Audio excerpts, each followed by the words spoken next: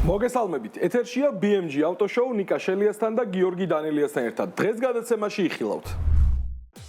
რა სიახლეებია ავტოინდუსტრიაში, რელსებზე შემდგარი ელექტრომობილები და სიჩქარის ხელოვნურად შემზღუდველი მოწყობილობები. საფრანგეთში ეწყობა ელექტრომანქანების დამუხტველი ავტობანი, ასე ვთქვათ. ჯერ არის სატესტო რეჟიმი 1,5 კილომეტრიანი ტრასა არის, სადაც შეგიძლია რომ თანიარო და თან დამხტო შენი ელექტროავტომობილი. ძალიან საინტერესო პროექტია, მინდა აღვნიშნო, რამდენად გაამართლებს ესე არ ვიცი, მაგრამ მე მაინტერესებს ერთი რაღაც, აი ფეხით რო გაიარო, შეიძლება საფრთხე იყოს. ახალი წევრი ოჯახში, რამაც ჩემსა და გიორგის შორის კამათი გამოიწვია. გაიცანით Renault Clio RS Trophy. ჩემი ავტომობილის ძრავი არ გახსნილა. ისევ ის ძრავი არ ჩემი არ გახსნილა. ძრავი არ გახსნილა, მაგრამ რამდენჯერ გაფუჭდა და რეები გაუფუჭდა. ფაიფი გასწდა, ასე ვთქვათ. კიდე რა იქნება შემდეგი? საინტერესო. არ ვიცი. არაფერი არ მოვა, ნუ წეული ხა ჩემ მანქანას რა. იდეაში 100,000-ზე გიწევს სერვისი და ასერვისებ და всё რა, ერთ მაგდას კიდე გაივლი და ეგ არის. დარწმუნებული ხარ? შენ თუ არ დამიწვავ ამ მანქანასაც კი. Mercedes-მა ახალი ელექტრო G-კლასი წარადგინა. გიზიარებთ პირველ შთაბეჭდილებებს. ერთი შეხედვით მე პირადად ძალიან მომწონს. შენ რა სიტყვი? მეც ძალიან მომწონს და მომწონს ის ფაქტი, რომ Mercedes-მა დიზაინი არ შეცვალა და როგორც ბენზინის ძრავიან, შიდაწვის ძრავიან ავტომობილებში ანალოგიური დიზაინითაა ეს ავტომობილი, როგორც ინტერიერში, ასევე ექსტერიერში და მოკლედ ამითი G-კლასის მოყვარულების გული მე მგონი რომ მოიგო. კიდევ ერთი პრეზენტაცია უკვე Kia-ს განგვაქვს. გაგაცნობთ ახალ Kia Sportage-ს. რაც არის მთავარი სიახლე, რაც პირველად შემოვიდა ჩვენს ბაზარზე, ეს გახლავთ Kia Connect-ის ფუნქცია. ანუ ეს ავტომობილები აღჭურვილი არის უწყვეტი ინტერნეტ ქსელის საშუალებით, რომელიც 7 წლის განმავლობაში ჩვენი მომხმარებლებისთვის იქნება უფასო.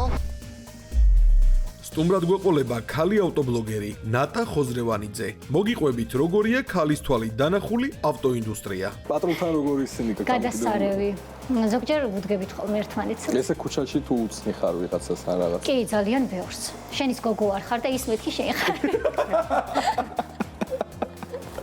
ხო და მეთქი ნატა კი ბატონო მე. გიორგის არიქის მადარებე.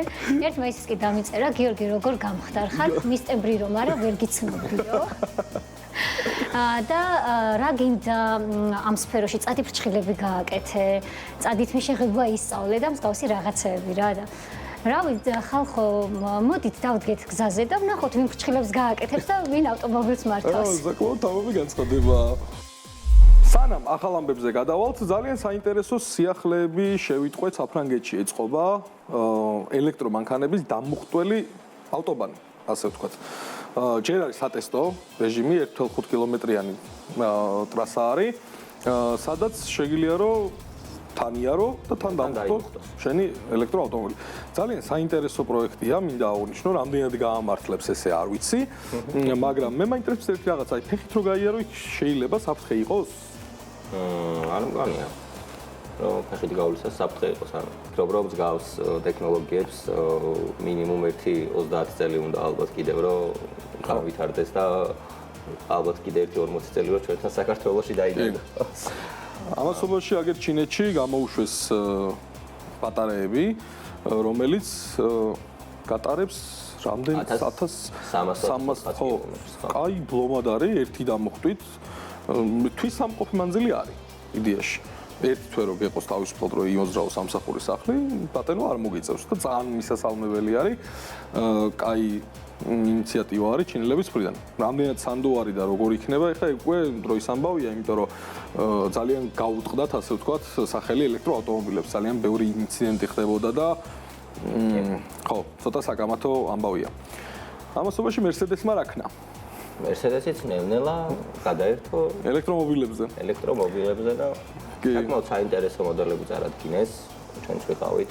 გახსნათ პრეზენტაციაზე საქართველოში რაც მოხდა, ძალიან ველოდებოდი სხვათა შორის ახალ G-კლასს და საინტერესო ავტომობილია, პატარა ნიუანსები იყო, რაც დიდად არ მოგვეწონა ამ ავტომობილში, ვისურვებთ რომ ხარისხიანი ყოფილიყო ეს ნიუანსები, მაგრამ საბოლოო ჯამში მე მგონი ძალიან საინტერესო მანქანაა და გასატესტადაც საინტერესო იქნება. მით უმეტეს ეს ადგილზე ტრიალი, მშრალ ზედაპირზე, სადმე ასფალტზე, მაინტერესებს რა სიზამს. იცი რა არის G ყოველთვის იყო მე მგონი ყველასთვის საყვარელი მოდელი და მე არ მეგულება ავტომოყვარული და ადამიანი რომელიც ავტომობილი უყვარს G-რო არ მოსწონდეს და არ უყვარდეს და მე ყველაზე მეტად ის გამიხარდა და აღვნიშნე კიდევაც რომ Mercedes-მა ამ ავტომობილის ვიზუალი, ანუ ინტერიერი და ექსტერიერი არ შეცვალა, უბრალოდ ელექტრო გახადა და ეს არის და ეს. მაგრამ იცი რა არის? ამდენად ასე ვთქვათ, გაამართლებს ელექტრიფიკაცია მაგისი, აი არ ვიცი. მე ჩემთვის ეხლა G-კლასი ასოცირდება დიდ ხმასთან, აი გვერდიდან გამოშვერილი მაყუჩები. ხო, აი გუგუნა ისეთი რა, რომ მოდის რომ შეგაშინებს რა. მაგრამ სხვათა შორის მინდა გითხრა, რომ ევროპაში ძალიან ბევრი დიზელის ძრავით აღჭურვილი G-კლასები დადის და კი, დიზელი ძრავით ხო ისეთი ის არის. მე ალბათ არჩევნის წინაშე რომ დამაყენო, ესე ყოველდღიურად გადაარჩინე. გაიღები დიზელს, იმიტომ რომ შედარებით ეკონომიურია. შედარებით ეკონომიური არის და თან მაგრამ ხო, ნიუტონებიც უფრო კაი, ჯანი კაი იქნება. კარგი აქვს და არ შევთქვათ ოფროადზეც, ნუ G-კლასი ახლა მოდი ისიც ვთქვათ რომ არ არის ოფროად კარი. ეხლანდელი არ არის. ეხლანდელი არის. თორე ძველები ჩვენ გვახსოვს, კი, ძალიან მაგარი მანქანები იყო. როგორც მოგეხსენება, ვისკონსინში ძალიან საინტერესო ტესტი ტარდება ავტომობილების დაყენეს სიჩქარის შემზღუდველად. რომ იმ ძღოლებს, ვინც სიჩქარეს ხშირად აჭარბებს ხოლმე, ასე ვთქვათ, უყვართ უხეშად და ჩქარასიარული, არ მისცემს ეს მოწყობილობა, რომ იმ სიჩქარეზე მეტით იარო, რაც არის დასაშვები იმ კონკრეტულ მონაკვეთზე. ამას შეიძლება ქონდეს პლუსები, მაგრამ მინუსებიც ბევრი იქნება. დარწმუნებული ვარ, იმიტომ რომ რაღაც საავარიო სიტუაცია რო იყოს და დაგჭირდეს ან გვერდისავლა ან რაღაცა შეიძლება გაგაჩეროს და დაგყუპოს. თქვენ იცი რა მაინტერესებს? ესეთ საინტერესო კანონებს ზოგადად ვინიფიქრებს ხოლმე და აქ გახსოვს აქაც რო იყო რაღაცა მსგავსი, მე მგონი ვიღაც გამომგონებელი იყო, ზუსტად არ მახსოვს სახელი და გვარი, მაგას ჰქონდა ინიციატივა რომ დავაყენოთ. რაღაცა ერთი სატესტო გააკეთეს მოწყობილობა, რომელიც GPS-ით მუშაობს. მაგრამ იქ რო GPS-მა აურიოს, ჯერ ჩვენთან მეპი, Google Map-იც არ არის ბოლომდე ისე განვითარებული, რომ რაღაცა დავანებოთ და ზოგადად იმას აქნას. როგორი რაღაცაა, მაგასაც ახსნი რა. ძალიან ხშირად მე გადაურჩენი ვარ ჩემს სწრაფ რეაქციას და განვითარებულ გადაჭარბებულ სიჩქარეს ავარიისგან. იმიტომ რომ ხანდახან ხდება ისე გიწევს არიდება, ჩქარება, შენელება, არიდება გიწევს, სწრაფად გიწევს მანევრის გაკეთება და ამისთვის გჭირდება რომ აჩქარდეს სწრაფად და შენელდეს სწრაფად. ანუ ხა თუ ვიღაცა დამიტესებს სიტყვაზე 70 კმ/სთ-ზე ლიმიტს და აჩქარდება ვეღარ წავა მანქანა, всё. ჩემს ძალიან ლოგიკური არის და მე თუმეტეს ჩვენს პირობებში, ანუ საქართველოს პირობებში მსგავსი რაღაცა არა, დასატესტად ძალიან ისეთი ის არის რა. იქაც გამოხმაურება ქონდა ზოგი მიიჩნევდა დადებითად, ნაწილი უარყოფითად და რა თქმა უნდა, ეხა ძალიან სულელი არის ჩემი აზრით მსგავსი რაღაცის გაკეთება, იმიტომ რომ რისკები ძალიან მაღალია. ჩემ მანქანაში ჩამოვიდა. ძალიან საინტერესო თავგადასავალი ქონდა. რაღაცები გამართლდა, პროგნოზები CH-ს ქონდა. ორი მექანიკოსი წავიყვანეთ თან. წინასწარ მაინც რენოა. ფრანგული ავტომობილია, რა იცი რა ხდებაო და მოხდა. ნუ ფრანგული ავტომობილები არ მიყვარს, ძალიან კარგად იცი. არჩენი ავტომობილი არ მიყვარს პირდაპირ. რატო არ მიყვარს? იმიტომ რომ ფრანგული ავტომობილი არის ზედმეტი თავის ტკივილი ჩემთვის ზოგადად. თუ სწორად მოულე, რატო არის ზედმეტი თავის ტკივილი? სწორად მოვლის შემთხვევაშიც ზედმეტი თავის ტკივილია და აი შედარება გავაკეთოთ რა. მე მყავს 1999 წელს გამოშვებული Honda Civic. ხო. რომელსაც აქვს ძალიან ბევრი კილომეტრი გავლილი. ხო. და რომელშიც დღესაც ის ქარხნული ძრავიდებს. მაგრამ ნახე, შედარება შეიძლება იყოს არასწორი და რატო გეტყვი? ის არის ატმოსფერული, ეს არის ტურბინიანი. რა მნიშვნელობა აქვს შენ ატმოსფერული Citroen-ი ყავდა, მაგრამ ფუჭდებოდა. ჩემს ავტომობილს აქვს ძალიან ბევრი კილომეტრი გავლილი და ძალიან უდიერად ვეპყრობი ხოლმე და ჩემი ავტომობილის ძრავი არ გახსნება. ისევ ის ძრავი არ ჩემი არ გახსნილა. ძრავი არ გახსნილა, მაგრამ რამდენჯერ გაფუჭდა და რეები გაუფუჭდა? ფაიფი გასხდა. ასე ვთქვათ. ხო, კიდე რა იქნება შემდეგი? საინტერესო. არ ვიცი. არაფერი არ მოვარ, ნუ წეული ხა ჩემ მანქანას რა. 80,000 კილომეტრი აქვს გავლილი. 80,000 კილომეტრი რო აქვს ავტომობილს გავლილი და ჩარჯ-პაიპი ფუჭდება, დამიჯერე ის 100,000 10 წლის მანქანა, ის პლასმასი დღესდღეობით რაც გამოდის, არის უხარისხო. კაი, იფშხნება, ტყდება, აყენებენ ალუმინის იმას ფაიფს რო გააკეთებ, მე იქნება მყარი და არაფერი აღარ მოუვა. და რატო უნდა გიწევდეს შენ დღეს თანამედროვე ავტოწარმოება გადასული არის უმეტესობა იყენებს უხარისხო ნაწილებს. ხო ყველამ ვიცით ეს. აი ერთგვარი მარკეტინგია რომ ის რო გაგიფუჭდება, წახვალ იყიდი დააყენებ და ამ ნაწილები ჩაულობენ ფულს. მარტივია. და რატო სხვა ბრენდებზე არ ხდება ესეთი რაღაცები? რომელ ბრენდზე არ ხდება? ახალ Honda-ზე აიღე, რამდენი გაწევები აქვს, რამდენი პრობლემები აქვს. ანუ Honda-ს მიბაძა Citroën-ს და მაგას სულ ვიძახი Citroën-ს და Renault-ს და მაგას სულ ვიძახი ხოლმე, რომ არ მომწონს ეს ნელ-ნელა ეგ მიდის ეგ დრო რა. ის 90-იანი წლების მანქანები ვეღარ დაბრუნდები. დღეს ხარს გაღარიბდება. ძალიან დასანანია. დასანანია ყובה კი გულმა რას ვისამთ ეგ ავტომობილები ვეღარ დაბრუნდებიან და ესეთ ასე ვთქვათ ახალ და ფუჭებად ავტომობილებს ვთავაზობენ, მაგრამ ნუ ხო, მაგრამ ეხა 80,000-მდე იდეაში 100,000-ზე გიწევს სერვისი, დაასერვისებ და всё რა, ერთი მაგდას კიდე გაივლი და ეგ არის. დარწმუნებული ხარ? შენ თუ არ დამიწვავ ამ მანქანასაც კი. მოდით საერთოდ არ შევეხები შენ ავტომობილს და ეხლა კი ნახოთ ავტოსიახლეები და დაგიბრუნდებით ისევ ძალიან საინტერესო სიუჟეტით. ავტომობილების ჩინურმა მწარმოებელმა Xpeng-მა თავისი შვილობილი კომპანია AIRG-ის მეშვეობით მფრინავი მანქანების ეპოქაში ოფიციალურად შეაბიჯა. ყუანჭოუში მდებარე უახლესი ქარხნიდან პირველ Land Carrier-ებს გაუშვებს. როგორც თავად სიამაყით აცხადებენ, ეს მსოფლიოში პირველი მასობრივი წარმოების ხაზია მფრინავი მანქანებისთვის. ეს იქნება ჭკვიანი, ორნაწილიანი ავტომობილი, რომელიც სახმელეთო და საჰაერო სატრანსპორტო საშუალებებად იყოფა. მიუხედავად იმისა, რომ Xpeng ერთადერთი კომპანია არ არის რომელიც მფრინავი მანქანების განვითარებაზე მუშაობს, მასობრივი წარმოების თვალსაზრისით ის უკვე სხვებზე ერთი ნაბიჯი წინაა. კომპანიის განცხადებით, მფრინავი მანქანებისთვის მხოლოდ ახლო აღმოსავლეთიდან 600-ზე მეტი წინასწარი შეკვეთა უკვე მიიღო. მათი მიწოდება 2026-2027 წლებშია დაგეგმილი. ახლო მომავალში ასევე შესაძლოა Tesla Roadster-ი მფრინავი მანქანა გახდეს. თუ ყველაფერი გეგმის მიხედვით წავა, პირველი პროტოტიპი წლის ბოლომდე მზად იქნება. კომპანიის დამფუძნებლის განცხადებით, ეს ყველაზე დასამახსოვრებელი წარდგენა იქნება, რაც აქამდე გვინახავს. თუ თქვენ James Bond-ის ყველა მანქანას ერთმანეთთან შეერთებთ, Roadster-ი მაინც უფრო გიჟური იქნება. განაცხადა ამერიკელმა მილიარდელმა ჯო როგანის პოდკასტში. მფრინავი მანქანის განსაზღვრება მართლა ძალიან ბუნდოვანია. რა მოლოდინები უნდა გქონდეს? ზოგისთვის მფრინავი მანქანა ჩვეულებრივი ავტომობილია, რომელიც საჭირო დროს დაფრინავს ხოლმე. ზოგიერთისთვის კი პირიქით.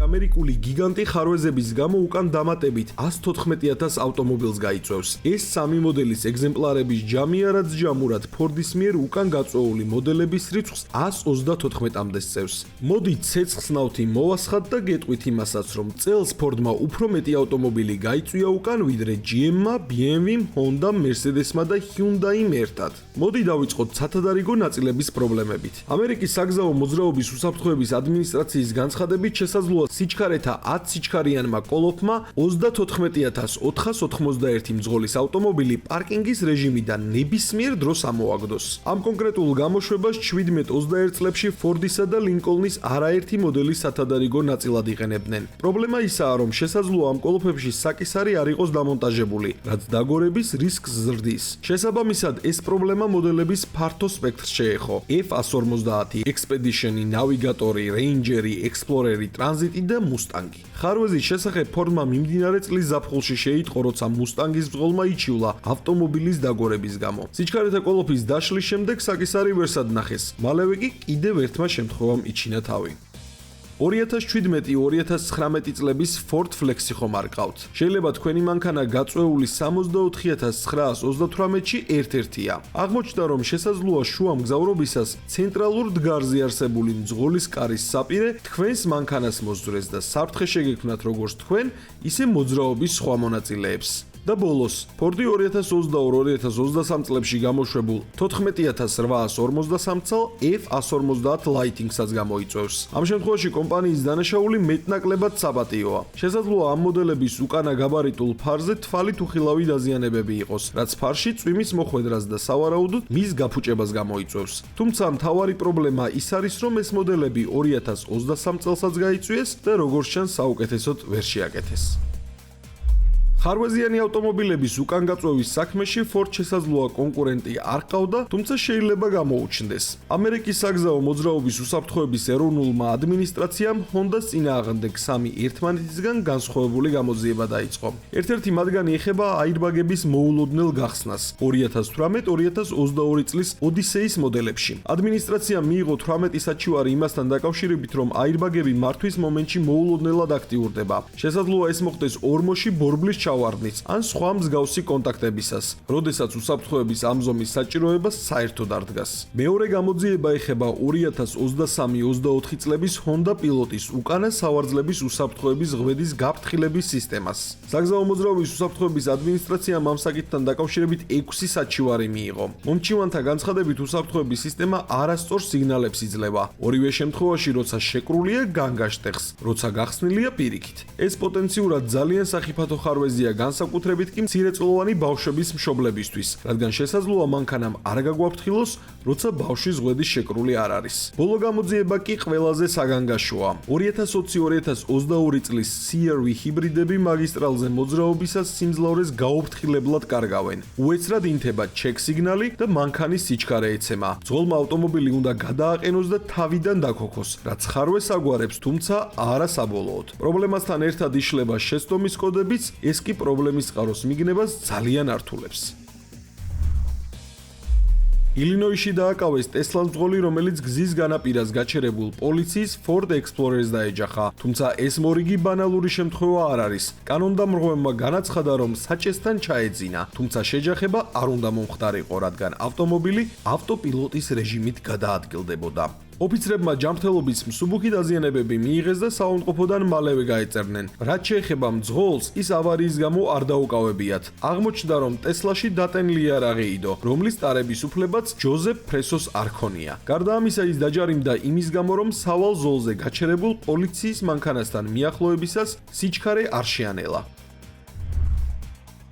Tesla-ს დედამიწასთან შეჯახების შანსები საოცრად მაღალია. ადამიანების უმრავლესობა ფიქრობდა, რომ როსტერი კოსმოსში უბრალოდ სამუდამოდ იხეტიალებდა. არის ალბათობა, რომ ბევრს მისი არსებობაც აღარ ემახსოვრებოდა, რომ არა წლის დასაწყისში მომხდარი შემთხვევა, როდესაც Tesla ასტეროიდში აერიათ. ადამიანების უმრავლესობა ფიქრობდა, რომ როსტერი კოსმოსში უბრალოდ სამუდამოდ იხეტიალებდა. არის ალბათობა, რომ ბევრს მისი არსებობაც აღარ ემახსოვრებოდა, მაგრამ მისი არსებობა მეცნიერებს ნამდვილად არ დავიწყებიათ. ამ ალბათობის გამოსათვლად მკვლევარებმა თანამედროვე ტიპის ორბიტალური სიმულაციები ჩაატარეს და ელექტრომობილის მომდევნო 15 მილიონი წელიც იწინასწარმეტყველეს. მათი შეფასებით, Tesla-ს ორბიტა, რომელიც დედამიწასა და მარსს კვეთს, იმდენად ქაოსურია, რომ რამდენიმე საუკუნის შემდეგ მისი ზუსტი მარშრუტის პროგნოზირება შეუძლებელია. იმის გასაგებად, თუ სად შეიძლება Tesla როსტერი აღმოჩნდეს, მეცნიერებმა ასობით კომპიუტერული მოდელი გამოიყენეს. დასკვნა კი ასეთია: დაახლოებით 22%-ია იმის შანსი, რომ ელექტრომობილი ოდესმე დედამიწას შეეჯახება. ვენერასთან შეჯახების ალბათობა 12%-ია, ხოლო მზესთან ასევე 12%.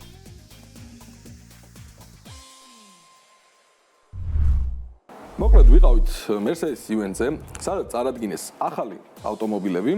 განსაკუთრებით ალბათ სულ ყველა მეც და გიოც ველოდით ახალი G-კლასის პრეზენტაციას, რომელიც უეწონა, რაღაც პატარა წვრილმანები იყო, რაც არ მოგვეწონა, მაგრამ საბოლოო ჯამში ძალიან მოგვეწონა ეს მანქანა. ვნახოთ ახლა სიუჟეტი, სედმეტი რო აღარ გავაგრძელოთ, გაგიზიარებ ჩვენს ემოციებსაც და პატარა ბლოგიც ჩავწერეთ და იმასაც დაურთავთ თან. დღეს ვართ Mercedes-ის ღონისძიებაზე, სადაც წარადგენენ ახალ მოდელებს. ძალიან საინტერესოა, ჯერჯერობით არ ვიცით რა მოდელები იქნება, რა ავტომობილებზე არის საუბარი. ჩვენც ერთი სული გვაქვს, რო ვნახოთ და თქვენც დაგათვალიერებინებთ და ერთად, ასე ვთქვათ, დავტესტოთ რისის საშუალებაც გვექნება დღეს. ამ ეტაპზე მე მგონი ამ ავტომობილებს შეთვალიერებით შემოვიფარგლებით. ხო, ალბათ ექსტერიერი, ინტერიერი. ხო, მე ძალიან მაინტერესებს სრულიად ელექტრო G-კლასი, რომელზეც გადაცემაშიც ვისაუბრეთ და მე მგონი ძალიან მალე მოგვეცემა ამ ავტომობილის მართვის საშუალება და მივხვდებით ეს ლეგენდარული ავტომობილი უკვე ელექტრო ვერსიაში რამდენად ლეგენდარული დარჩა. ხო, მართლაც საინტერესო არის. ნუ დანარჩენს უკვე ჩვენ ლოგში იხილავთ. მე მგონი Mercedes-ის მოყვარულებსაც G-კლასი ძალიან აინტერესებთ რა, იმიტომ რომ ერთ-ერთი საკულტო ავტომობილია, ერთ-ერთი ლეგენდარული ავტომობილია და არ ვიცი, მეც მოუთმელად ველოდები ძალიან მაინტერესებს. აქეთ თეთრი დგას და რო უყურებ რამდენი წელი გავიდა პირველი G-კლასის გამოშვების დროიდან, მაგრამ ისე აქტუალური არის და ისე არ არსებობს ადამიანი, ვისაც G-სერია არ მოსწონს და არ უყვარს. მე მიყვარს ერთ-ერთი, იმიტომ რომ ხასიათს ინარჩუნებს თავისას. კი. ხასიათი ნამდვილად აქვს ამ ავტომობილს. ასე რომ ნახოთ, რას შემოგთავაზებს Mercedes-Benz საქართველოს დღევანდელ დღეს. მეც სულ მოუთქმელად ველი.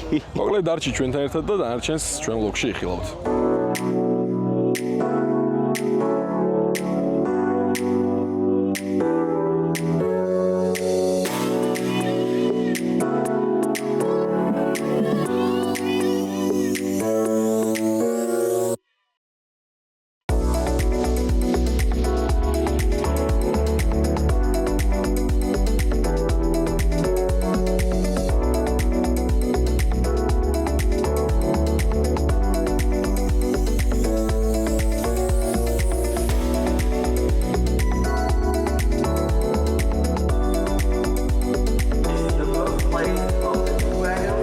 რასაც ველოდი დაახლოებით იგივე არის. ძალიან მაგარი G-კლასი შემოგთავაზა Mercedes-მა. ეხლა ნელ-ნელა დაგათვალიერებინებთ. ასევე პატარა ტესტი მოგვიწყეს, რომელიც ალბათ უკვე ნახეთ ვიდეოში ტრამპლინზე და 4 სისტემას როგორ იყენებს. ერთ ადგილზე ტანკივით როგორ ტრიალებს.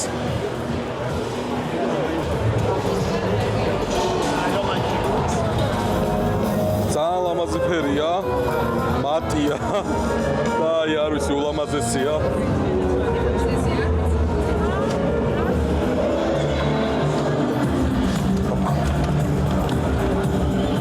ძალიან დახვეწილი ინტერიერი აქვს, აღსანიშნავია. ხილაკები, რომელიც თითქოს სენსორულია, მაგრამ ფიზიკურია, რაც ძალიან მაგარია. ძალიან სასიამოვნო მატერიალები გვხვდება ინტერიერში. საკმაოდ დახვეწილი ავტომობილი არის, ახალი G-კლასი, მინდა აღვნიშნოთ. სulis რამდენიმე რეჟიმი აქვს. აი ესეც ძალიან კაი ფაქტორებია.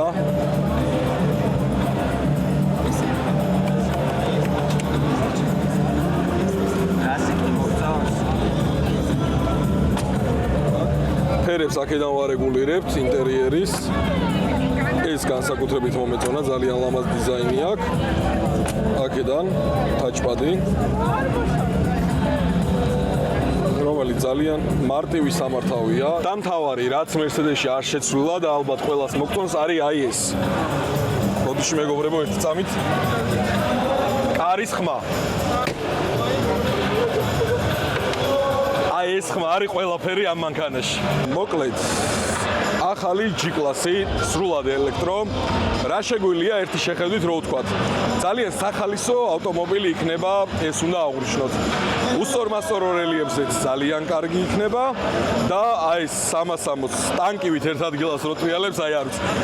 მე ალბათ სუდა ვატრიალებდი ხოლმე. ეგ საინტერესო იქნება რეალურ პირობებში გატესტვა მაგ. ხო, ერთადერთი უნდა აღინიშნოს, რომ სველ ზედაპირზე მოხდა ეს ყველაფერი და იმ შრალზე როგორი იქნება. აი ეს მართლა საინტერესო იქნება. ამის ტესტს გავაკეთებთ, მე მგონი, ყველა კითხვას პასუხი გაიცემა, მოკლედ მაგ ტესტით. საკმაოდ მძიმე არის, მინდა გითხრათ, ან მძიმე არის, ალბათ ბატარეების ხარჯზე, რახან ელექტროავტომობილია, წონაში გაზდა აუცილებლად მოუწევდა, მაგრამ G-კლასი ისედაც სუბუქი არასდროს არ ყოფილა. არა, როგორც Mercedes-ი იძახის ელექტროძრავების ხარჯზე, ანუ თითო თვალზე აქვს თითო ელექტროძრავი. ამის ხარჯზე ამ ავტომობილს ასე ვთქვათ, მყისიერი აჩქარება აქვს და საკმაოდ დიდ სიმძლავრეს გამოიმუშავებს. დანარჩენს, იმედია ამ ავტომობილს ტესტ-დრაივზე ოდესმე გავიყვანთ და ყველაფერს დეტალურად მერე მოგიყვებით უფრო. ერთი შეხედვით მე პირადად ძალიან მომწონს. შენ რა სიტყვი? მეც ძალიან მომწონს და მომწონს ის ფაქტი, რომ Mercedes-მა დიზაინი არ შეცვალა და როგორც ბენზინის ძრავიან, შიდაწვის ძრავიან ავტომობილებში ანალოგიური დიზაინითაა ეს ავტომობილი, როგორც ინტერიერში, ასევე ექსტერიერში და მოკლედ ამითი G-კლასის მოყვარულების გული მე მგონი რომ მოიგო რა. ერთი იცი რა დამაკლდა?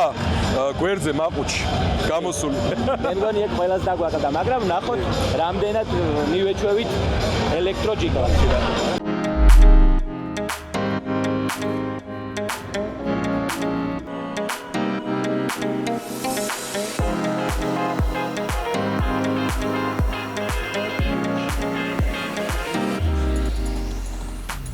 Mercedes-Benz-ი საქართველოს, რომელიც 1993 წლიდან 120 წლიანი ისტორიის გლობალური ბრენდის Mercedes-Benz-ი ჯგუფის ერთადერთი გენერალური წარმომადგენელია, საქართველოში საზოგადოებას სრულიად ელექტროავტომობილები წარუდგინა და გაყიდვების დაწყებაც დაანონსა. Mercedes-Benz საქართველოს ექსკლუზიურ ღონისძიებაზე ოფიციალურად გაიმართა პრემიუმ კლასის ელექტრო EQ მოდელებისა და ახალი ელექტრო G კლასის პრემიერა. ეს იყო პირველი შემთხვევა, როდესაც ქართველ მომხმარებლებს საშუალებად მიეცათ თავად ენახათ ინოვაციური ავტომობილები, რომლებიც ერთდროულად ასახავენ სისწრაფეს, ელეგანტურობასა და მდგრად მომავალზე ორიენტირებულ ხედვას, განაცხადა კომპანიამ პრეზენტაციისას. ღონისძიებაზე წარმოდგენილი იყო პრემიუმ კლასის EQ მოდელები, თითოეული აღჭურვილი AMG კომპლექტაციით, EQE SUV 350 ფორმატიკი, EQS SUV 500 ფორმატიკი, ბიზნესვენის Mercedes V კლასის ელექტროვერსია EQV 300 და რა თქმა უნდა ბრენდის ფლაგმანი Mercedes Maybach EQS 680 ბრენდის სამოდელო რიგის ექსკლუზიური და მდიდრული მოდელი, რომელიც თავისთავად არის ელეგანტურობის, ინოვაციისა და მდგრადობის სიმბოლო.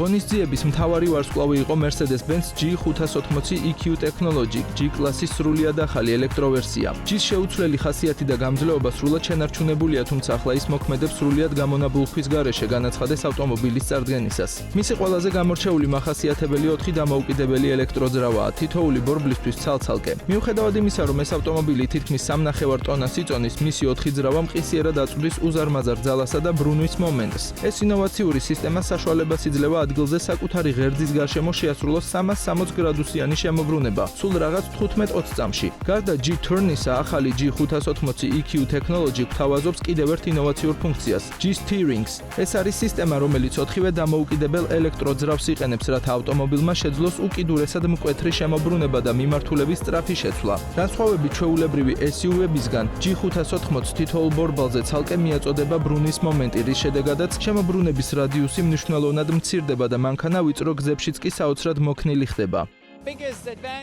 ყველაზე დიდი უპირატესობა ელექტროვერსიის შემთხვევაში არის ეგრეთ წოდებული ცოცვის ფუნქცია. ეს იმას ნიშნავს, რომ ფაქტობრივად აყენებთ ავტომობილს ავტოპილოტის რეჟიმში და მანქანა ყველაფერს თვითონ აკეთებს. თქვენ არ გჭირდებათ off-road მართვის უნარები და მის გარეშე შეგიძლიათ ძალიან მაღალი ბარიერები გადალახოთ პრობლემების გარეშე. მხოლოდ და მხოლოდ საჭის ტრიალით ყველაფერს შეძლებთ, რაც უბრალოდ შესანიშნავია. ზუსტად ეს არის ის, რაც ჩვეულებრივი G კლასისგან მას აქცევს განსაკუთრებულად.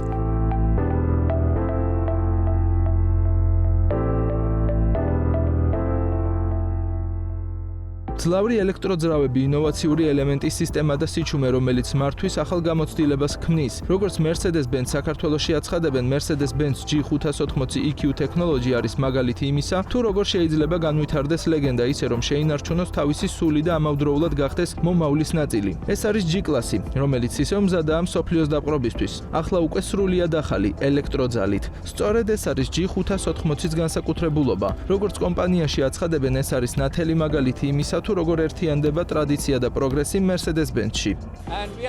ღონისძიება ბრწყინვალედ არის დაორგანიზებული. Mercedes-Benz საქართველოს დავალებას შესანიშნავად გაართვა თავი. თავარ ავტომობილთან ერთად მათ სხვა მოდელებიც წარმოადგენს, რაც არის თქვენს ქვეყანაში პირველი შემთხვევა, როდესაც Mercedes-Benz-ის ყველა საუკეთესო ელექტრიფიცირებული მოდელი იყო წარმოდგენილი. ახალი ეტაპი არის Mercedes-Benz საქართველოს 30 წლიან ისტორიაში. ჩვენ მომხარებელს წარუდგინეთ ელექტროავტომობილების სრულიად ელექტრო Mercedes-ის დებიუტი იყო დღეს, EQ ოჯახის ელექტრომოდელები და რა თქმა უნდა, ალბათ ყველაზე მეტად ველოდებოდა ჩვენი აქ სტუმარი სრულიად ელექტრო G კლასის ნახვას. G580 EQ Technology.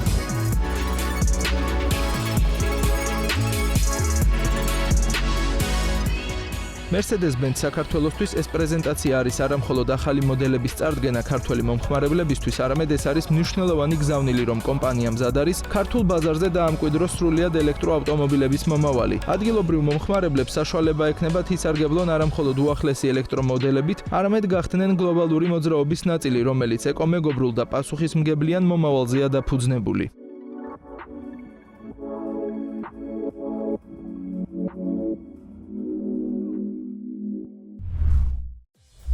კი ამ წარადგინა ასევე ახალი სპორტი ჯიმ პრეზენტაცია ჰქონდათ. ძალიან საინტერესო ავტომობილია და AI-ც აქ შეშენებულიო. ხო, AI ძალიან მაინტერესებს. სიამოვნებით გავტესტავდი. ამ ავტომობილში, ეხლა არ არის როგორც ChatGPT ეგეთი. რაღაცებს ვერ გიფასუხებს და ჩემს ვერ მოგწევს, მაგრამ ამ ავტომობილში საკმაოდ საინტერესო ტექნოლოგია კია ჩაშენებული. და მეშინია ხოლმე თავისი რაღაცების, მაგრამ საინტერესო იქნება. ხო, ну, დროთა განმავლობაში კიდე ხო იცი რომ უკვე ეხლა როგორც არის, შეიძლება ადრე რაღაც ბენზინის ზრდიანი და ანკალა რო საერთოდ შეიქმნა, ხო წარმოგიდგენია როგორ ეშინოდა ხალხს. ხო და ეხლა ჩვენც მაგ ეტაპზე ვართ, ეგრევე ვფიქრობ რა, მიეჩვევა ნელ-ნელა ყველაფერს. ადამიანი და მე უფრო ისეთი იქნება. ძალიან საინტერესო მოდელია, განახლებები აქვს ძველ სპორტიჯისთან შედარებით, წინასხაურა გადადებული აქვს, ფარები რაღაცა უფრო დაგრძელებული, დალამაზებული და ძალიან საინტერესო იქნება ის ტესტიც რომ გადავიღოთ მე და შენ. და დღესდღეობით კორეული ავტომწარმოებლებიც უკვე საკმაოდ კი, არ ჩამოუვარდებიან არაფრით. თავაზობენ და კიაც არ არის გამონაკლისი. სპორტშერს კია სულ სტაბილურად არის. კი, სტაბილურად არის. თუ გაქვს შემჩენელი, აი, ხო არის რომ აი ძალიან ბევრ ავტომობილებთან დაკავშირებით რაღაცა ხან ესეთი ისინია, ხან ისეთი რაღაც, ეს მიყვება დინებას, ძალიან ჩუმად არის, წყნარად არის და სტაბილურად. ანუ მაგ ხრივ ძალიან ვაფასებ მაგ ავტომწარმოებელს, იმიტომ რომ რაღაცა ზედმეტი ხმაური არ უყვართ ხოლმე, ასე ვთქვათ რა. კარგი, ბევრი რო არ გავაგრძელოთ, ნახოთ სიუჟეტი და მე უკვე სტუმართან ერთად დაგიბრუნდებით.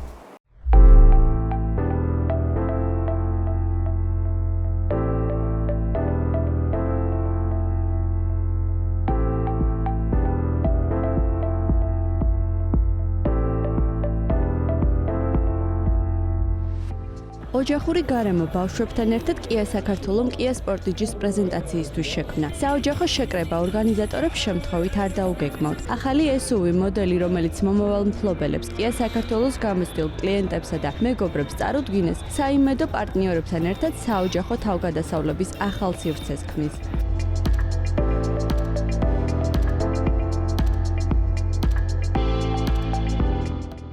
Kia საქართველოს წარმოდგენილი ახალი მოდელი უსაფრთხოების სივრცის და ემოციური კომფორტის შეთავაზებას ხელოვნური ინტელექტით მხარდაჭერილ სისტემასაც ამატებს. ანუ ხელოვნური ინტელექტი მომხმარებელს უმარტივებს ნავიგაციას და შესაძლებლობას აძლევს, რომ ავტომობილს სხვადასხვა კითხვები დაუსვას, ხოლო Kia Connect-ი უზრუნველყოფს მომდევნო 7 წლის განმავლობაში ავტომობილის ავტომატურ განახლებებს ისე, რომ მომხმარებელს სერვის ცენტრში მისვლა არ სჭირდება.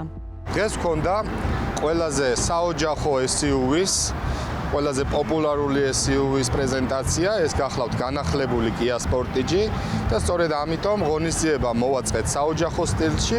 ჩვენი მომხმარებლები და პოტენციური მომხმარებლები მოვიწვიეთ ოჯახებთან ერთად, ბავშვებთან ერთად და ძალიან სასიამოვნო საღამო გამოვიდა.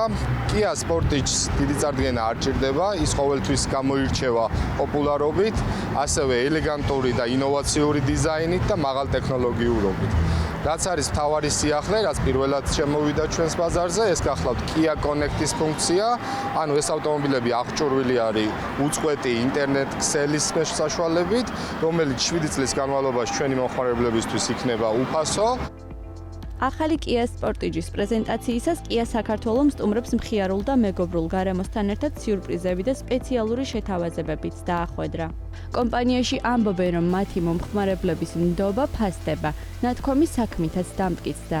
ძალიან მოგვეწონა ეს ახალი მოდელი, Kia Sportage კონკრეტულად, რომელიც ჰიბრიდული ძრავით არის და დღევანდელ მოცემულობაში ძალიან მიმზიდველი არის ჩვენი პირობებისთვის და გადავწყვიტეთ, რომ შეგვეძინა ახალი Kia Sportage ოჯახისთვის, კონკრეტულად ჩემი მეუღლისთვის.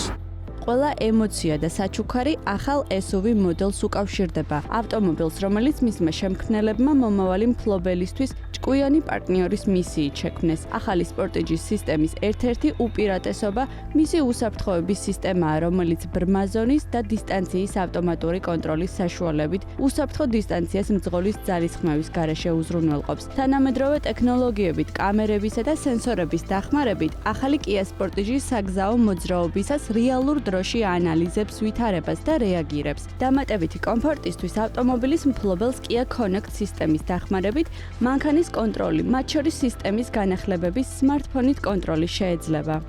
მომხმარებელს აქვს უკვე იმის შესაძლებლობა, რომ გამოსცადოს ახალი სპორტიჯი, განახლებული დიზაინით, რაც გულისხმობს განახლებულ როგორც ექსტერიერს, ისე ინტერიერს. ახალი სპორტიჯი ინტერნეტშია ჩართული და ხელოვნური ინტელექტია ინტეგრირებული, რაც 7 წლის მანძილზე უფასო იქნება. სხვადასხვა ფუნქციებს მართავთ აპლიკაციის მეშვეობით, ხოლო ხელოვნური ინტელექტი ასრულებს თქვენს ხმოვან ბრძანებებს. ჰიბრიდის ძრავი 229 ცხენისწერით გამოირჩევა საოცარი პერფორმანსით. სპორტიჯის განახლებასთან ერთად ჩვენ გადავწყვიტეთ, რომ შეზღუდული ვადით გავაკეთოთ საუკეთესო შეთავაზება, რაც გულისხმობს 2000 ევროს ფასდაკლებას და 1 წლიან პრემიუმ დაზღვევას აჩუქრად. ახალ Kia Sportage-ში შეიცვალა წინაცხაურის დიზაინი და მას ახლა უფრო დიდი ზომის LED ფარები აქვს. განახლებულია გვერდითა პროფილი და ახალ ვერსიას უფრო სპორტული ელფერი დაჰკრავს. მცირეოდენი განახლებაა ინტერიერშიც და სალონი ხარისხითა და დიზაინით პრემიუმ სეგმენტს უახლოვდება. Kia საქართველოს მიზანია გავხადოთ მობილობა უფრო მარტივი, მოძრაობა გავხადოთ უფრო მარტივი და შესაბამისად ამ მიზნის შესასრულებლად ყოველდღიურად ვცდილობთ ჩვენი სერვისები, პროდუქტები, მომსახურება მოვარგოთ ადამიანებს, რათა მათი ყოველდღიურობა იყოს ისეთი, რომ შეძლონ მიყვნენ მოძრაობას, რომელიც ჩააგონებს.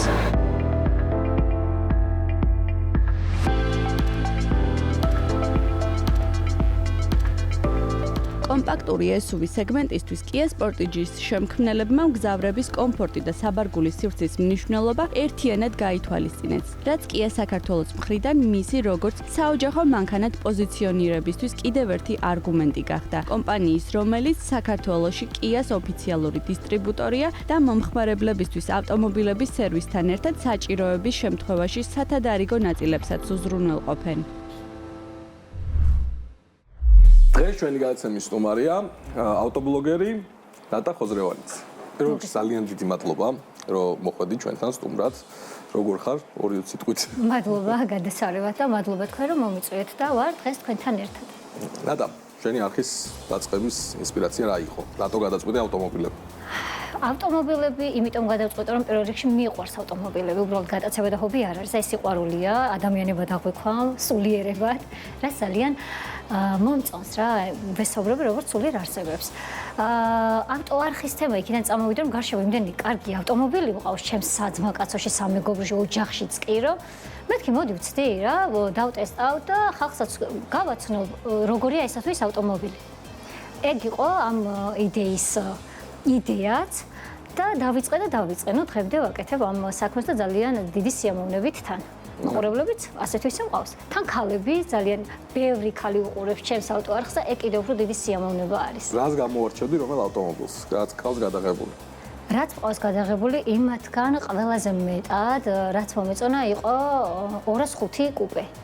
ჯერ იმიტომ რომ ცხენები საკმაოდ ბევრი აქვს, 850 ცხენამდე აქვს და ძალიან კარგი ადრენალინი აქვს რა. იმდენად მსუბუქია უკანა მხარე, რომ დასაჭერად რთული ავტომობილი და აი იმას რომ მიჭერდა ათვინიერებ ძალიან გსიამოვნებს და ეგ სიამოვნება მივიღე მოკლედ მაგ ავტომობილით. თუ ოდესმე დრაგ კარს ავაწყობ, აუცილებლად იქნება ან 205, ან 213 რა, ამ შორის ვარ. თუ BMW-ს ავირჩევ, მაშინ იქნება ან F80, ან F82 რა. აი ამ შუალედში უმერყევ. ნახოთ. ისე აი შენთვის ყველაზე ისეთი ავტომობილი რომელია? აი ერთი რო იყოლიო მთელი ცხოვრება, რომელს იყოლიო? ალბათ Ferrari-ს ვიყოლიებდი. Ferrari მაინც Ferrari-ია, SF90. ნუ Ferrari ხა ის და სხვა შორის ყველა ვინც მომდის ჯერ გვეუბნება Porsche-ს. არა. აქ გასპორმო არსმა გაიჟღერა ეხა პირველად ჩვენთან. Ferrari არ უხსენებია არავის. Ferrari უფრო ემოციები არის და Porsche არის რობოტი, მე მგონი, რომელსაც ყველაფრის გაკეთება შეუძლია, რასაც დაავალო. Porsche არის ჩეთერი მანქანა. რობოტი არა, მე რობოტს ვეძახი Porsche-ს. ხო რა, ჩემთვის Ferrari უფრო ემოციები არის. ხო, Ferrari რომ ყავს უკვე აი სხვა ხარ რა. უკვდავი ხარ, უკვდავების ელექსირი დალიე და ხო, ანუ Porsche უკვე დავი. ინციდენტი თუ გქონია რამე? აი გადაღებებზე. რამე თუ გაგფუჭებია, ან თუ აგისწოს რამისთვის? არა, არაფერი, არანაირი, ძალიან მოვფრთხილდები ავტომობილებს, როგორც გითხარით, ძალიან მიყვარს, ამიტომ მაქსიმალურად ვცდილობ, რომ მოვუფრთხილდე როგორც საკუთარ მანქანას, ისე იმ ადამიანების მანქანას, ვინც მანდო ავტომობილი და გამოტანა. აი ქალის სტერეოტიპები რაც არის ავტომობილებთან დაკავშირებით რა, ამასაც რო შევეხოთ. ეხა თუ იწერება ხოლმე კომენტარები ისეთი რაღაცა, რომ მსგავსი კუთხით. ძალიან ბევრი მადარებენ გიორგის ერთმა ისიც კი დამიწერა სარიშვილს. გიორგი სარიშვილს მადარებენ. ერთმა ისიც კი დამიწერა, გიორგი როგორ გამხდარ ხარ? მისტემბრი რომ არა, ვერ გიცნობდიო. და რა გინდა ამ სფეროში წადიფრჩხილები გააკეთე, წადით მიშეღება ისწავლე და მსგავსი რაღაცეები რა და რავი ხალხო მოდით დავდგეთ გზაზე და ვნახოთ ვინ ფრჩხილებს გააკეთებს და ვინ ავტომობილს მართავს. საკმაოდ თავები განცხადება. მე არანაირი გართულება არ მაქვს მაგაზე. პირიქით. არ უყვართ ხოლმე ზოგადად ქალებმა რომ მათზე მეტი იციან და ხო, კიდეც ქართველი კაცის კიდე სხვა არის ფსიქოლოგია რა. კი, ეგ ისე. შეიძლება არის ეგეთი რაღაცა. ჩვენ ყავს რამდენი ახლა პროფესიონალი ავტომობილური ქალი? 2 ხო? საქართველოში ცოტანი არის. ერთი არის მარიამი დავითიძე და მეორე იევა. ის დრიფტერია, ის ტრიულში ასპარეზობს. შენ თუ აპირებ ამ მიმართულებით წასვლას? დრიფტ კარზე ვერაფერს ვერ ვიტყვი, იმიტომ რომ დრიფტ კარს თუ გადაწყვეტ რომ მააწყო ოჯახი და ყველაფერი უკან უნდა გადადო, იმიტომ რომ მე ბიჭებს რასაც უყურებ, მყავს ამ სფეროში ძალიან ბევრი ახლო მეგობარი. აი 24 შვიდზე არიან ბოქსებში, ბრჭყალებში და აკეთებენ ავტომობილებს, იმიტომ რომ კაცმა არ იცის, როდის შეიძლება რამ გიმტყუნოს. აი დრაგის ავტომობილს სიამოვნებით ავაწყობდი, ეგეც სპონსორის ამბავია რა თქმა უნდა. თუ იქნება სპონსორი, სიამოვნებით ვიასპარეზებ დრაგზე და ალბათ კარგ შედეგსაც დავდებ. ძალიან საინტერესოა. ისე მეტი ქალი ავტოსპორტში კონკურენციას გასდის. ესეც უნდა აღინიშნოს. დროს ძალიან კარგად ასპარეზობენ. ქალები ჩვენთან ავტოსპორტში კარგად არის დაცდილი ასე ვთქვათ რა. ევა არაჩვეულებრივად დადის დრაგზე, აი ის დრიფტზე, ბოდიში, აი უმაგრესი გოგოა თანამესაკში, აი არ ვიცი. მე გულშემატკივრობდი ძალიან აქტიურად და ვთქვი კიდევაც რომ მეთქე ეს საპრიზოზე გავათქო და არავინ არ მიჯერებ და მესამეზე გავიდა იმ შეჯიბრს და არა მარტო იმაზე თითქმის ყველაზე საპრიზო ადგილი აქვს. ძალიან მაგარი გოგო. მაინც რომელი სახეობა არის შენთვის უფრო მიმზიდველი ასე ვთქვათ დრიფტი, დრაგი თუ წრიული რბოლა? წრიული რბოლა დიდად არ მიყვარს, ვერ გიტყვი რომ მიყვარს, ვერ მოვიტყუები, თითქმის არც დავდივარ საყურებლად. აი დრიფტი ბევრად უფრო მეტ სიამოვნებას მანიჭებს ყურების დროს, მაგრამ დრაგზე ვიასპარეზებდი. მაგრამ აი დრიფტი გამორჩეულად კარგია, რა ის სულ სხვა ემოცია და ადრენალინი აქვს. სანახაობრივი სპორტია უფრო რა, ეხლა წრიულიც ისეთი სანახაობრივი ესე არ არის რა, თუ რაღაც არ არის. დრიფტი სულ სხვა არის, თან როცა პროფესიონალები ასპარეზობენ, აი სანახაობრივი არის, წყდები ყველაფერს გარშემო რა. აი პრობლემებს თუ აწყდები ხოლმე ტესტ-დრაივის გადაღების დროს და ძირითადად აი რა პრობლემებია ხოლმე ეს? პრობლემებს ასე არ ვაწყდები ხოლმე, იმიტომ რომ ყოველთვის წინასწარ მაქვს გაწერილი გეგმა რა როგორ და რანაირად უნდა გაკეთდეს. ერთადერთი პრობლემა შეიძლება შეიქმნას ის, რომ აი ხვალ ტესტ-დრაივი გადასაღები გაქვს და უცებ მანქანა პატრონი სჭირდება და სადღაც უეჭველი მიდის. აი ეგ პრობლემა შეიძლება შეიქმნას და ნუ ამინდი მაგასაც ყოველთვის წინასწარ განსაზღვრავ, მაგრამ კაცმა არ იცის როგორ შეიძლება შეიცვალოს. დანარჩენი ისე ტექნიკური და რაიმე მსგავსი არა. ხო.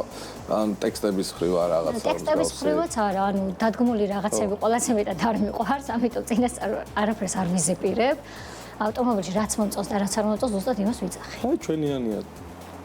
ტექსტები და როუტერ ხოლმე არაფერს არ ვიზეპირებთ ხოლმე. ანუ ეგრევე ეთყობა რომ ტექსტი დაზეპირებულია რა.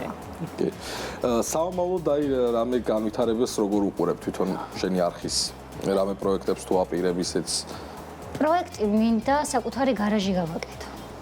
ეს კაი რა. საკუთარი გარაჟი გავაკეთო, სადაც იქნება ძალიან ბევრი რამე თავმოყრილი რა, როგორც იქნება ეს ფირები და მსგავსი რაღაცეები, ანუ რაც უშუალოდ ავტომობილების შელამაზება, გალამაზებასთან იქნება დაკავშირებული. დიტეილინგი, ხო? კი, და პლუს თუ იქნება იმის გონებრივი შესაძლებლობაც, რომ ეს სტეიჯები და რაღაცები აკეთო ადამიანმა, რატომაც არა.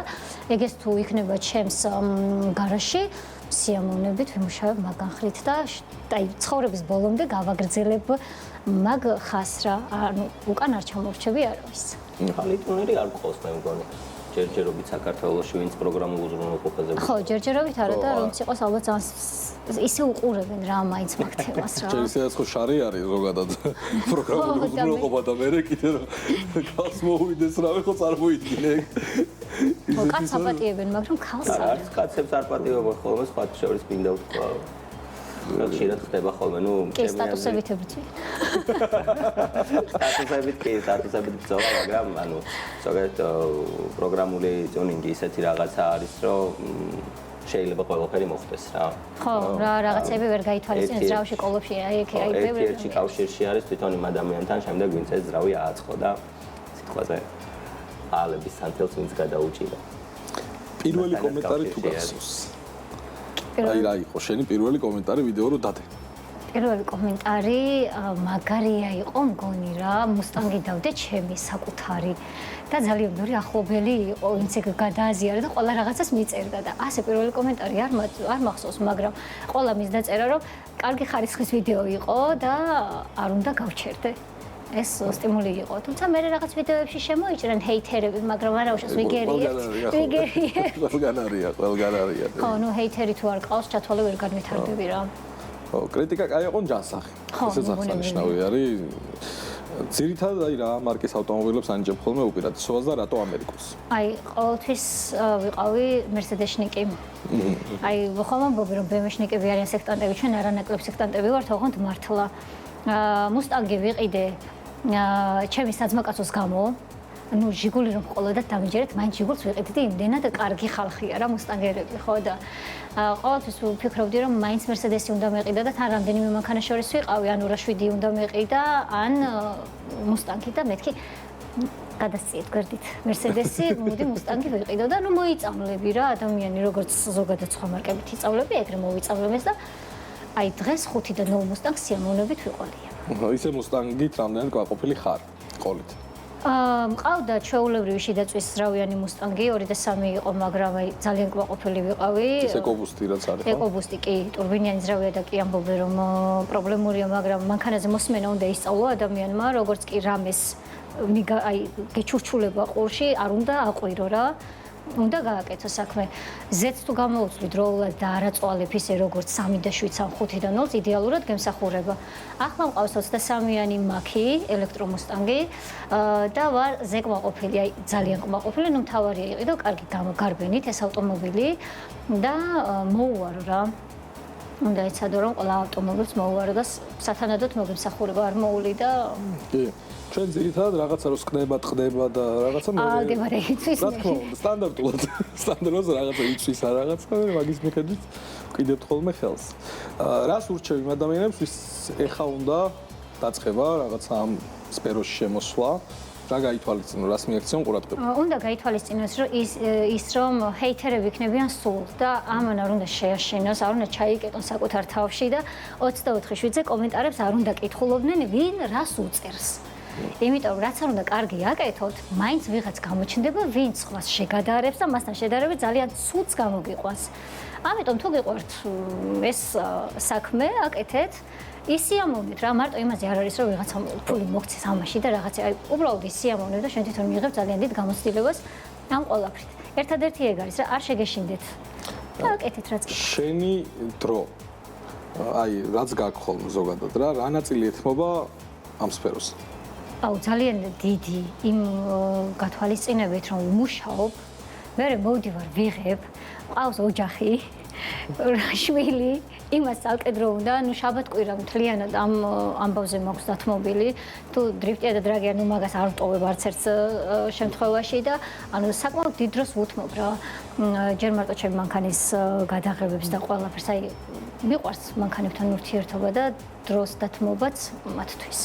ძალიან სასიამოვნო არის ისეთი განწყობით და ემოციებით ავტომობილებთან. აუ კი, მიყვარს. საგზაო ინციდენტები თუ ქონია რამე ისეთი? პირადად ჩემს ავტომობილზე მქონდა საცობში ვიდექი, არ გავრისკე გადასვლა მეთქი, მაინც უნდა მოგიწევს გადმოსვლა მეთქი და რო ვიდექი მოტომ დამარტყა, მეტი არაფერი. აიო, პატრონთან როგორ ისინი გადასარევი. ზოგჯერ ვუდგებით ხოლმე ერთმანეთს. ესე ქუჩაში თუ უცნი ხარ ვიღაცას ან რაღაც? კი, ძალიან ბევრს. შენის გოგო არ ხარ და ის მეთქი შენ ხარ. ხო და მეთქი ნატაკი ბატონო მე. არა მარტო ქუჩაში, ანუ სამსახურში სადაც მივა ხოლმე, თითქმის ყველგან ცნობენ რა. ძალიან დიდი მადლობა. წარმატებებს გისურვებთ, განვითარებას, ბევრ საბსკრაიბერებს. ჩვენ თუ დაგჭირდით რამეში კიდე ჩვენი იმედი კონდეს. მადლობა ძალიან დიდი. ყველაფერში. დღეისათვის კი სულ ეს იყო. მომავალ შეხვედრამდე.